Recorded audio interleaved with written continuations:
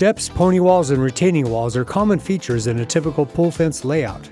Without specialized components designed to address these features, installations may appear unattractive or could potentially damage the step or wall. Even worse, it could result in a breachable fence, compromising the safety the pool fence is meant to provide. Fortunately, Allsafe provides specialized components designed specifically for these applications, allowing installers to create safe, secure installations that are both functional and visually appealing.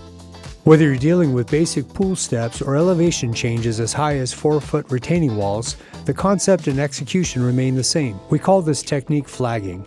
Flagging is accomplished by attaching the mesh material to a longer pole, allowing the mesh to extend, or flag, to the next pole positioned on the top step or retaining wall.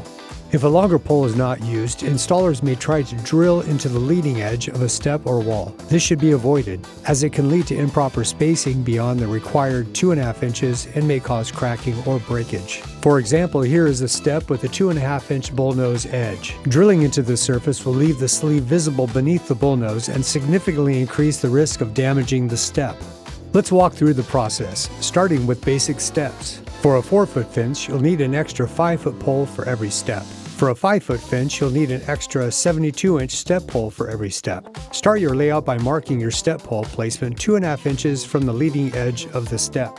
And then the last pole of the section leading into the step would be 2.5 inches from your first mark. If you have more than one step, you would continue marking the next step, again 2.5 inches from the upper leading edge and then 2.5 inches from your original mark. You will repeat this layout for each step.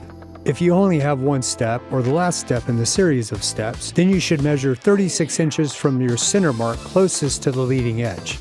Once your holes are drilled, it's time to construct the fence. For this step in the process, you'll need one step pole and one loose section pole from the sections you are installing. Turn the two poles upside down with the pole caps on the ground.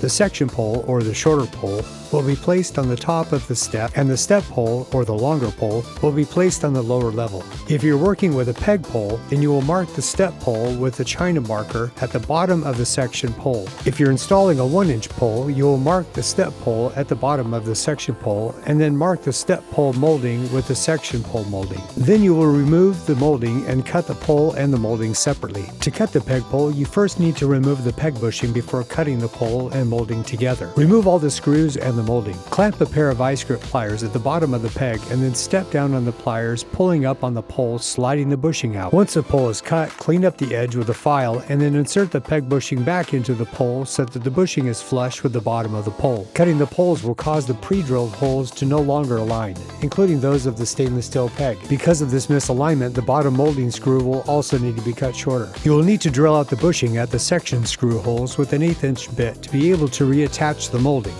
If you use the method of cutting the bottom of the pole, the holes in the mesh will line up with the holes in the molding and make your fabrication much easier. Okay, let's put the fence in the ground and finish this step. Attach a piece of mesh with the border to the pole, making sure that the mesh is long enough to reach the next pole and still have enough material to complete a cut. Around 8 inches of extra mesh should be enough to accomplish the cut. Because each step and elevation change requires a cut, I recommend you watch our 3-part YouTube series on cutting methods to find the best approach that fits your skill level. Once the lower step pole is in the ground with the mesh attached, pull the mesh to the next pole. Mark the bottom border to create your cut. If you have more than one step, simply repeat this process. One step up, a pony wall, or a retaining wall are almost all the same. They all should use the same technique, just at different heights. The main difference is that as you increase the elevation, you also increase the chances of a child being able to get over the fence. You can protect this area by installing an independent taller panel just prior to the elevation change. The best practice is to use a taller panel for anything over 10 inches. The best and most aesthetically pleasing way to handle an elevation change is with our angled raise panel, also known as ARP. Earlier we talked about cutting the step pole to fit the elevation change you're attempting. If you're using an ARP, you will need 2 step poles. One step pole for the ARP and another cut exactly the same for the flagging to the upper area. The angled raise panel panel is a sewn 45-degree panel that starts at 4 feet and continues to 96 inches. With our 96-inch step pole, you'll be capable of transitioning up to a 4-foot elevation change. As a side note, if you're transitioning up a 48-inch retaining wall, your poles would be spaced 48 inches apart. ASTM pole fence standards say that you could space your poles up to 40 inches apart. So in this scenario, you would add a 72-inch step pole evenly spaced between your 48-inch pole and your 96-inch pole. Let's go through the steps on how to fabricate an angled raised panel. Accurately marking your layout prior to drilling is crucial for achieving a properly fitting ARP. As a side note, the ARP is not meant to hold a turn in your fence layout. Any turn should be done before or after the ARP using proper poles. After you have snapped your chalk line, the first mark will be your step pole that will flag into the elevated area. This mark should be 2.5 inches from the retaining wall. The second mark on your chalk layout will be the step pole connected to the ARP. This mark should be 2.5 inches on center from your first mark. At this point, you will measure the pony wall or retaining wall. The distance from the deck surface to the top of the wall will determine the spacing between your drill marks. For example, if your wall height is 15 inches, your layout spacing should be 15 inches. You should now have 3 marks on the chalk line. The next mark will be 2.5 inches from your previous mark. This will be the final pole in the section leading into the ARP. Now it's time to drill. All holes will be drilled plumb with one exception, the first pole on the angled raised panel.